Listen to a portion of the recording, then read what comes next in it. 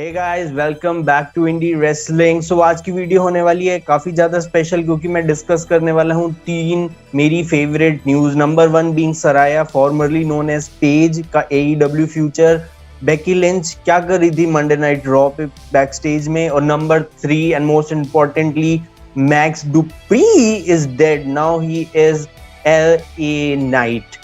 सो बने रहिए with indie wrestling. Boom. So guys, जो नंबर वन और बहुत ही पॉजिटिव न्यूज है वो है related to Saraya Knight, also known as Paige in WWE। तो इनको रिलेटेड डेव मेल्जर ने काफी अच्छा और पॉजिटिव न्यूज दी है, जिसमें डॉक्टर सैमसंग जो AEW के ऑफिशियल मेडिकल डॉक्टर हैं, जो मतलब रिंग साइड वाले डॉक्टर हैं, इन्होंने क्लियर कर दिया है पेज को फॉर रेसलिंग। मतलब ये बंदी अब रिंग में रेसल कर सकती है। अगर मैं बात करूं पेज की WWE करियर की, तो इस बंदी ने अपना डेब्यू एपिसोड में ही, मेरे को याद है 2013 की बात है, जस्ट आफ्टर रेसलमेनिया इन्होंने चैलेंज किया था AJ ली को और जीता था डीवास टाइटल, जब वो तितलियों वाली बेल्ट हुआ करती थी। फिर फास्ट फॉरवर्ड टू 2017, इस बंदी ने वुमेन्स रेवोल्यूशन के लिए पूरी जान तक दे दी थी, और एक एपिसोड था या एक वो हाउस शो चल रहा था WWE का, जहां पेज काफी ज्यादा सीरियसली इंजर हो गई थी। और अगर आप इस वीडियो में आप ध्यान से देखें कि साशा बैंक्स ने उनको नॉर्मली तरीके से एक टर्नबकल वाली ड्रॉप किक करी है, बट अनफॉर्चुनेटली ये इंजरी और जिस तरीके से पेज अपनी फेस पे गिरी थी और जो उनका पूरा नेक था, जो सर्वाइकल था, जो पीछे स्पाइन होती है, उसमें उन्होंने काफी ज्यादा सीरियस इंजरी सस्टेन करी, और इसके बाद उनको अनफॉर्चुनेटली लेनी पड़ी retirement at the age of 25 years. मतलब 25 साल में ये बंदी ने एक वुमेन्स रेवोल्यूशन भी स्टार्ट कर दिया, और उसमें वो 25 साल की उम्र तक आते आते वो बंदी रिटायर भी हो गई। सो अब चल रहा है 2022 और इस बंदी की उम्र हो चुकी होगी 30, मैं अज्यूम कर रहा हूँ। और ये बंदी को फाइनली अब डेव मेल्जर की रिपोर्ट आई है, डॉक्टर सैमसंग ने क्लियर कर दिया है for wrestling. In the meanwhile ये जब बंदी इंजर्ड थी तो ये थी मेरे ख्याल से स्मैकडाउन लाइव, जो 2016 वाला पीरियड, नहीं 2018 या 19 वाला पीरियड था। तो ये बंदी थी स्मैकडाउन लाइव की general manager alongside Shane McMahon.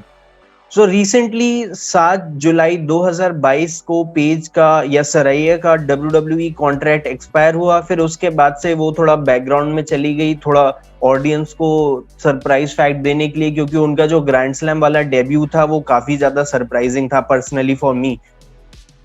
और फाइनली उन्होंने अपना AEW डेब्यू किया अंडर द नेम सरेया, और फैंस को दिया काफी ज्यादा शॉकिंग मोमेंट, और वो जो ओवेशन मिली थी इस बंदी को न्यूयॉर्क के क्राउड से, वो बहुत ही लाउड थी। सो आते ही टोनी खान मेरे ख्याल से बुक करने वाले हैं सरेया और ब्रेट बेकर को, क्योंकि टोनी खान की फेवरेट ही है ब्रेट बेकर। और सरेया जिस तरीके से उनके जो मन में भूख है, और पिछले 5 साल से जो उनका, मतलब ऑब्वियसली जो उनका रेसलिंग करियर का जो मोस्ट इंपॉर्टेंट फेज होता है 22 साल से लेके 30 साल तक का, उसमें से उनके 5 साल ऑलरेडी चले गए हैं। तो बचे हुए साल जो 31 से लेके वो जब तक रेसल करना चाहती हैं, उसको वो चाहती हैं एक एक मिनट और एक एक सेकंड को फुली यूटिलाइज करें और उसको कैपिटलाइज करें, और फैंस को दें जो वो ऑब्वियसली जो उन्होंने सोचा था अपने जब भी उन्होंने रेसलिंग करना स्टार्ट किया था। So obviously Tony Khan put on करने वाले हैं ब्रिट बेकर और सरेया नाइट को। और पिछले डायनामाइट के एपिसोड में हमने देखा कि सरेया और ब्रिट बेकर थोड़ा बहुत फिजिकल भी हो गई थी, थोड़ा मुक्केबाजी चल गई थी, और सरेया ने सुपर किक करा था रेबल को। तो फाइनली अब ये न्यूज कंफर्म है कि टोनी खान ने जो बेट लगाई थी सरेया पे, अब वो उसको कैपिटलाइज करने वाले हैं। और मैं पर्सनली उम्मीद कर रहा हूँ सरेया को, ये एक मतलब ये बंदी में टैलेंट तो बहुत है, प्रोमो वाइज भी ये थोड़ा ब्रिटेन है, थोड़ा ब्रिटिश इसका एक्सेंट है, तो प्रोमो मेरे ख्याल से मेरे को तो उतना ज्यादा ठीक नहीं लगता, बट ये बंदी रेसलिंग रिंग में काफी अच्छा परफॉर्म करती है। इसके जो पुराने मैचेस अगेंस्ट AJ ली वगैरह मैंने देखे हैं, थैंक यू डॉक्टर तुमने क्लियर कर दिया, बट इस बंदी के जो मैचेस वगैरह मैंने देखे हैं पहले AJ ली के साथ, शार्लेट के साथ, बेकी लिंच के साथ, वो काफी ज्यादा एक्साइटिंग थे। और मैं उम्मीद कर रहा हूँ पॉजिटिव, और कंग्रेचुलेट करूंगा पेज को, सरेया को, उनका जो AEW रन है वो काफी ज्यादा फ्रूटफुल हो। और इस बंदी के मन में बीइंग अ यूथ माइसेल्फ, जो मेरे मन में काफी सारी एक्सपेक्टेशंस हैं पेज के लिए, सरेया के लिए, और वो उन पे डिलीवर करें। So moving on to our next segment, वो है बेकी लिंच से रिलेटेड। कि रिसेंटली अभी एक न्यूज या अपडेट आई है कि बेकी लिंच वाज फाउंड, या Becky Lynch Monday night raw में पीछे थी, जो सेंट पॉल वाला जो रिसेंट वाला एपिसोड था और इससे रिलेटेड मेरे ख्याल से वो क्यों आई क्यों नहीं आई वो तो उनकी मर्जी है, क्योंकि उनके हस्बैंड काम करते हैं और ट्रिपल एच की फेवरेट ही हैं बेकी लिंच। और अगर मैं बात करूं बेकी लिंच की, तो इनका जो लास्ट मैच था वो था at SummerSlam 2022 against Bianca Belair, जो प्रॉपरली मेरे ख्याल से बियांका बेलेयर की एक रिडेम्पशन स्टोरी थी। किस तरीके से बेकी लिंच ने दो समर स्लैम 2021 में आके बियांका बेलेयर को 21 सेकंड या 26 सेकंड में हरा दिया था। और ये जो पूरी स्टोरी चली बियांका बेलेयर की रिडेम्पशन, एक्चुअली रेसलमेनिया में इस साल में बियांका बेलेयर ने डिफीट कर दिया था बेकी लिंच को। बट जो भी था, एक समर स्लैम का एक पूरा सर्कल पूरा हुआ और फाइनली बेकी लिंच को डिफीट किया बियांका बेलेयर ने और रिटेन किया अपना रॉ वुमेन्स टाइटल।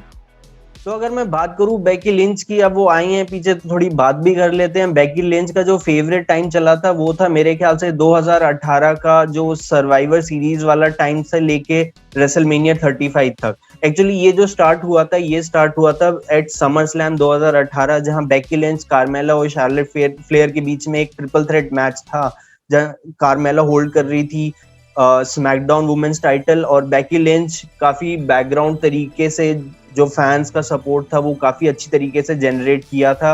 और एक तरफ शार्लेट फ्लेयर थी, दूसरी तरफ थी बेकी लिंच। तो इन दोनों के बीच में काफी ज्यादा एक्साइटिंग बैक एंड फोर्थ हुआ और फाइनली बेकी लिंच ने टर्न किया एक मेगा फेस, और वो एक तरह से स्टोन कोल्ड टाइप की बंदी बन गई थी, मतलब anti authority type of figure. फिर उसके बाद वो गई थी सीधा रॉयल रंबल में, जहां उन्होंने जीता था रॉयल रंबल 2019, और वो गई थी in the main event of WrestleMania 35, जहां उन्होंने जीते थे दोनों रॉ और स्मैकडाउन वुमेन्स टाइटल।